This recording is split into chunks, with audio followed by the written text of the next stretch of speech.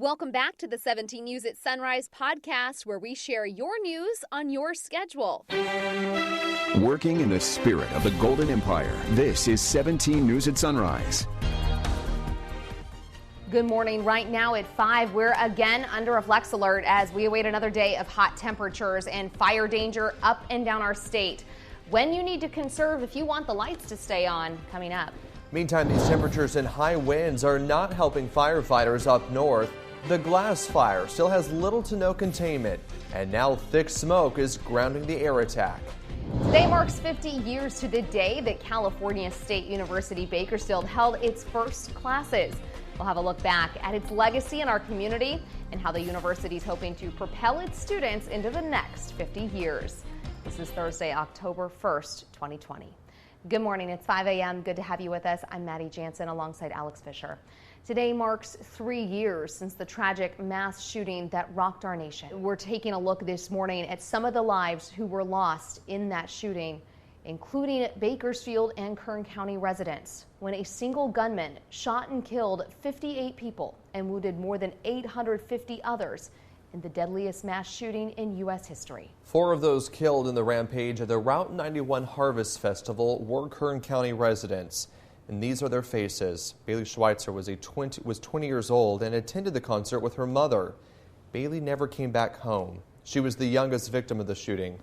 Jack Beaton and his wife attended the concert for their anniversary. Jack protected his wife Lori during the shooting, sacrificing his life for her safety. Victor Link was a Wasco native. He attended the concert with his fiancée. And Kelsey Meadows attended and was a substitute teacher at Taft High School. 54 others would lose their lives that day. The city of Las Vegas will observe the anniversary with a sunrise remembrance ceremony. The ceremony will be live streamed beginning at 7 o'clock. A reading of the names will also take place tonight at 7 at the Las Vegas Healing Garden. Las Vegas Mayor Carolyn Goodman will read the names of the victims and light candles in their memory. And yesterday, a federal court approved a total of $800 million in payouts from casino company MGM Resorts International and its insurers. That money will go to more than 4,400 victims of the shooting and their relatives. The action settles dozens of lawsuits. Last month, Kern County District Attorney Cynthia Zimmer announced new support services for survivors of the shooting. Nonprofit Give an Hour partnered with the California Victim Compensation Board to offer mental and emotional health services. Zimmer said her office has assisted more than 100 Kern County residents. The free services include support groups, referrals for mental health services, and an online trauma resource library. Anyone impacted by the shooting can find support at giveanhour.org/Route91. I remember waking up that morning and starting to hear that news roll in, and every update was just more unbelievable than the last. Let's take a look at your forecasts now. We're going to send things over to Chief Meteorologist Alyssa Carlson. Good morning, Maddie and Alex. Well, the calendar says October, but the weather says otherwise. It is definitely not going to feel like it today. And once again, we are waking up to a little bit of patchy smoke out there. So just note that if you are sensitive, outdoor exercise may not be for you. Meanwhile, we'll be looking here for warm temperatures to continue today as well. Readings right now are at 71 in Bakersfield, 59 in Lake Isabella, 50 in Tehachapi, 55 in Fraser Park, 63 in Wasco. Look at the coastline, all lit up with heat warnings and heat advisories. Those offshore winds continuing to really heat up the coast. It was 107 at Pismo in the inland areas yesterday, so just amazing. Here's our forecast, starting out here at 71 at 7 a.m. and then looking for 97 degrees by 3 o'clock in the afternoon. In the mountains, 7 a.m. start at 52, and then we will be a little bit hotter today in the mountains as well, into the upper 80s. Kern River Valley, mid-90s. We're going to talk about the heat and your complete pinpoint forecast. All right, Alyssa, thanks so much. We continue to cover pedestrian safety here in Kern County with a major injury crash involving a pedestrian overnight in South Bakersfield. It happened around 10:45 in the 4500 block of South 8th Street, just south of the intersection with White Lane. Police say a man was driving southbound and hit a woman who was crossing the street. She was taken to Kern Medical. Police say the man stayed at the scene and cooperated with the investigation. and drugs and alcohol do not appear to be a factor in this crash. If you have any information, you're asked to call the Bakersfield Police Department at 327-7111. Now to an update on a fire that destroyed the old Amazoist building in East Bakersfield. Turns out it's not the first time that building's caught fire. It broke out around 4 p.m. Tuesday and burned the inside of the former bar. Part of the back of the building collapsed. The Bakersfield Fire Department says this is actually the second time the bar has burned. The first time was last month. The cause is still under investigation, but the department says transients have contributed to many fires in the city recently. Amazoist closed last year after more than 70 years of being a favorite watering hole for East Bakersfield. A man was arrested after a traffic stop that led to a massive narcotics bust. The Kern County Sheriff's Office pulled over 34-year-old Arturo Meza for speeding on Tuesday on Highway 99 near Sandrini Road. After searching his car, deputies found more than 2 pounds of cocaine. It has an estimated street value of just over $35,000. That's according to KCSO. Back today marks 3 years since the tragic mass shooting that rocked our nation, where again 3 years ago a single gunman shot and killed 58 people and wounded more than 850 others in what has become the deadliest mass shooting in U.S. history. And most of those people attending the Route 91 festival were from California, and dozens who attended were from Kern County, including, of course, the 4 people that died that night. As 17's Robert Price reports, 3 years later, the survivors still feel that terror. There's something in our makeup that compels us to try to make sense of things. There has to be a reason for the triumphs and especially the tragedies in our life, some karmic logic beyond our understanding.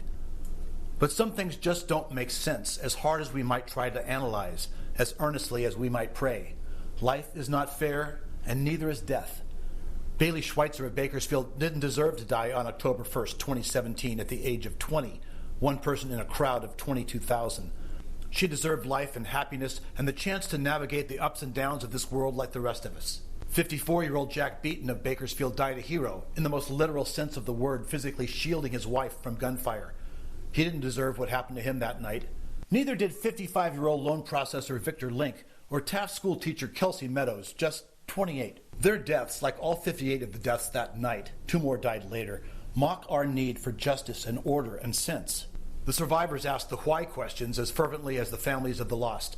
Those who escaped carry psychological wounds, post-traumatic stress they may never recover from. Some still can't talk about it. For others, talking helps. Because maybe, from those words, a kind of understanding might somehow emerge. For Katie Williford, it is the vague notion that her group of 8's beer can toast to her father, Chief Hacker, who died in 2008, kept them safe amid the carnage. She and her husband Steve clutched each other under a table for 20 minutes. October 1st was her father's birthday. They celebrated his memory with a clink of cans, and minutes later the shooting began. Today she's even more determined to carry on without pause or regret. Just live my every day like I can, like it's my last day. That's what I just do. Just go and don't live in fear. Keep on trucking is what I tell myself. Looking back on those events of October 1st, 2017 serves little purpose now, though. Survivors survive best when they look ahead and, as best they can, replace guilt and despair with hope. In Bakersfield, Robert Price, 17 News. And again, there is going to be a sunrise ceremony today. There's also going to be a ceremony this evening, a reading of those names of the victims. And again, we were talking about the impact that it has had on so many Kern County residents who were there and then witnessed that terror, even though they made it home. With more than 200 structures that have been lost to the glass fire and more than 24,000 continue to be threatened. Evacuation orders include entire cities. Extreme wind and heat are challenging crews. Thick smoke is now grounding the air attack. Meantime, growth seems to have slowed somewhat in the Creek Fire east of Fresno. It has now burned more than 307,000 acres, up from 304,000 yesterday morning. It is 44% contained. And the SQF complex fire east of Porterville is now at 150,000 acres burned and 61% contained. That fire is primarily responsible for the smoke being pumped into Kern's mountain communities over the past few weeks. KGET Business Watch is brought to you by Grapevine MSP Technology Services, the Valley's leading IT service provider. Welcome back. The pandemic has pushed people to pack up and move this year, whether it's adult kids moving back home with their folks or other job opportunities or families leaving the city for more space. Dan Shinneman has a look. We're starting our trek to Texas. The Reislings sold their home in Southern California and are now planning roots in Texas. So we are officially out of California. Tara was furloughed in May. Her husband, Brandon, still working, suggested they move. He told me that if we moved to Texas, we could afford to live on his salary. Reisling didn't want to leave her job and got permission to work remotely once the furlough is over. Now we can move to Texas, and I can afford to wait for my job to come back. The pandemic is giving people the push to move, whether it's for financial reasons or the realization they need more space. In May, we started to see a big shift. People moving out of major cities. According to recent polls, 1/3 of Americans are considering moving to less densely populated areas. And the number of young adults living with one or more of their parents grew to 26.6 million, an increase of 2.6 million from February. Chuck Kuhn, president and chief executive officer of JK Moving, says business is booming. We've seen a 44% increase in move volume from May through September.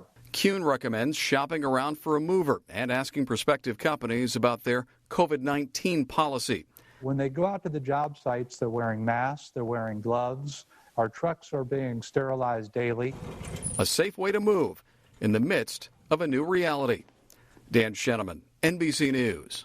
17 News is your local election headquarters, and the Presidential Debate Commission is promising changes after Tuesday's face-off in Cleveland. And Americans are weighing in on what they saw. Tracy Potts has our story. Hi, Alex. Good morning, everyone.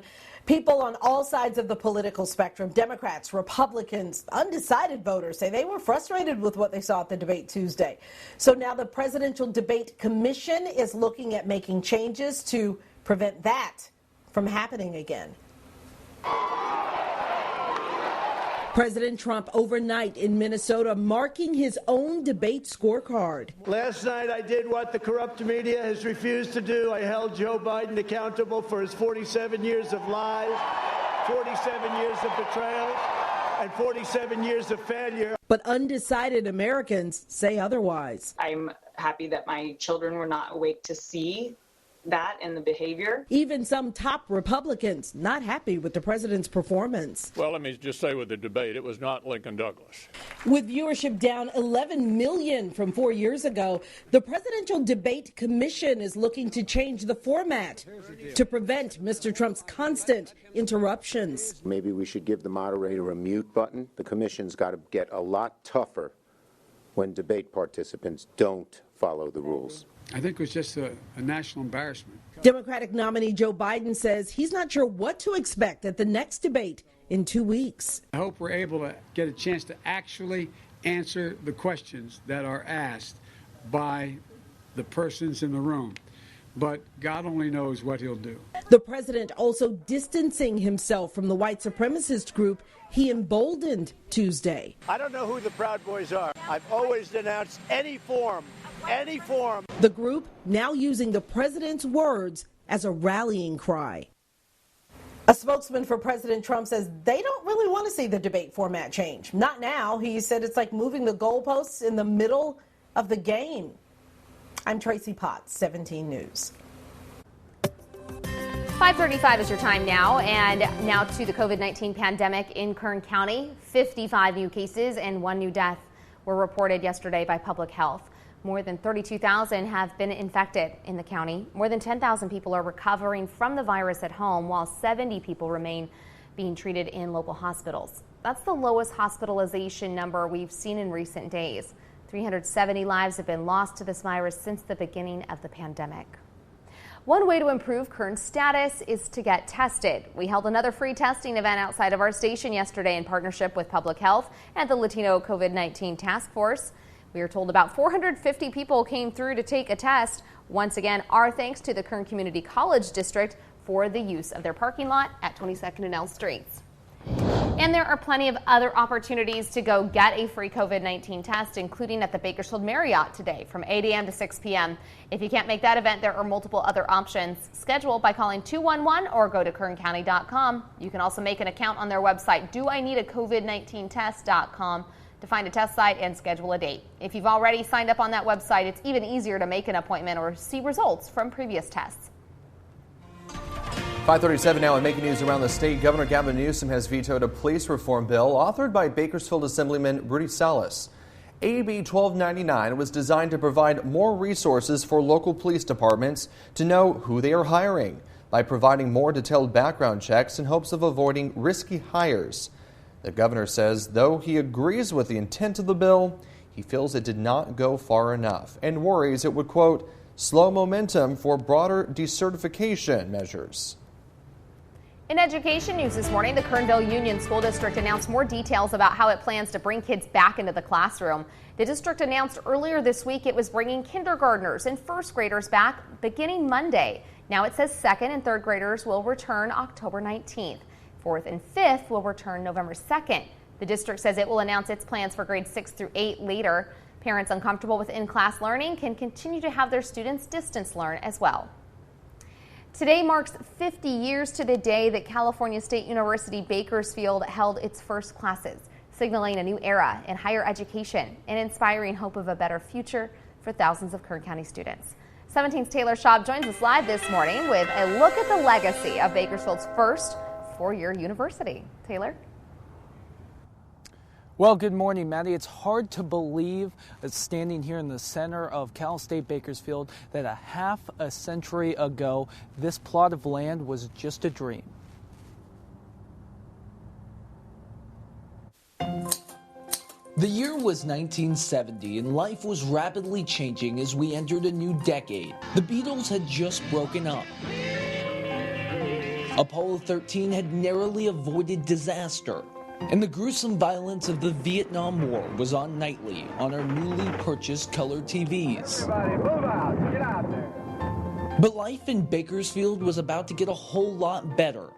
It was a warm day much like this one, when then Governor Ronald Reagan made a special trip to the Golden Empire. Governor Ronald Reagan came for that ribbon cutting and noted the beauty of the land that was gifted to us. On the Gippers' agenda that fall afternoon, usher in a new era of education to this starved region. We were one of the last metropolitan areas in the United States to not have a regional comprehensive university. Dr. Lynette Zalesny is the 5th president of Cal State Bakersfield. She says the nearly decade-long decision to add a 4-year college in the heart of Kern County was crucial to giving kids born and raised here the chance at a better life. I think CSUB is foundational to Bakersfield in terms of lifting it into the future. Dr. Jackie Kegley became a philosophy professor at CSUB in 1973. We were the new kid on the block, so to speak. 47 years later, she's still teaching, although rather differently. People keep asking me, you're still teaching? Why don't you retire? But I really love the classroom. I love the students. I love to see them grow. And I just can't believe that we've come this far. Traco Matthews graduated from Cal State Bakersfield with his master's 2 years ago. CSUB made me feel like I belonged. And my undergraduate experience was not the same. It doesn't matter where you come from. It doesn't matter what your socioeconomic background is. That's home. They treat you like family. Zalesny looks back at these last 50 years with great pride. But like any worthwhile leader, her eye is always on the future. We've grown from those 1,000 students to now almost 12,000 students. We have graduated 56,000 alumni in these 50 years. And largely those alumni have stayed in Kern County to live and serve in their professional lives. And so we feel really proud of our growth, but we're just beginning. Sunrise Interviews is brought to you by Valley Strong Credit Union. 5:51 is your time now. Their motto is every child needs a hero, but foster children, they need superheroes. That's where CASA of Kern County comes in. Joining us this morning, Diana Ramirez, the Resource Development Manager for CASA, here to tell us about how not only she, but every one of us can be a superhero for local foster children. Yeah. You look fantastic. Batgirl, right? Yes, Batgirl, exactly. And are we going to see you running through the streets as Batgirl? Yes, you will see me. Definitely. And that's what we want people to do this month. You know, it's going to be Halloween soon, so we're taking on a different theme for the annual superhero run. It's the Spooktacular Superhero Run. Tell us how it's going to work this year. Obviously, very different because we're not in person. Exactly. So for the entire month of October, we're going virtual for our CASA Superhero Run. So we're inviting everyone to either hop onto the solo run, which is a predefined course at the park at Riverwalk, or the Run Anywhere virtual option where you can run on the treadmill, you can run in your backyard, you can run virtually just anywhere. So there's a couple of options, and like I said, it's the entire month of October, and it's going to be spectacular. It's going to be spectacular, and if you see people running through your neighborhood in superhero costumes, just give them a cheer. Don't call police or anything like that. They're out there trying to do some good for local foster kids, raising money for this amazing organization that does so much for these children in our community. Right now, there are dozens of kids who need a superhero like this, who need to get a CASA, right, Diana? Exactly. We have children on the wait list waiting for someone to speak up that can be the consistent and caring adult in their life that will be able to provide very crucial information to the juvenile court judge. And these are community citizens that step up and become that voice for these children. Yeah, these kids need a voice. And if you can be that voice, that's amazing. Contact CASA for information on how to do that. Right now, they have a big push for men of CASA. We need more men to be advocates for these kids. So if you have that in your heart, in your time, right now is a great time to get hooked up with CASA. If you don't have the time, this is a great way to support what they do in our community regardless. Go on, register. You're going to get a medal. You're going to get a cape. You're going to get a t-shirt and a little gift from CASA. So register and run for children all month of October. You can go to their website, kerncasa.org, and we'll post all the details at kget.com as well. Diana, thanks for being with us. We appreciate it. Thank you so much. Working in the spirit of the Golden Empire, this is 17 News at Sunrise. The 17 News at Sunrise podcast is a production of KGET and Nexstar Media Group. For more on all of the headlines in today's show, head to kget.com.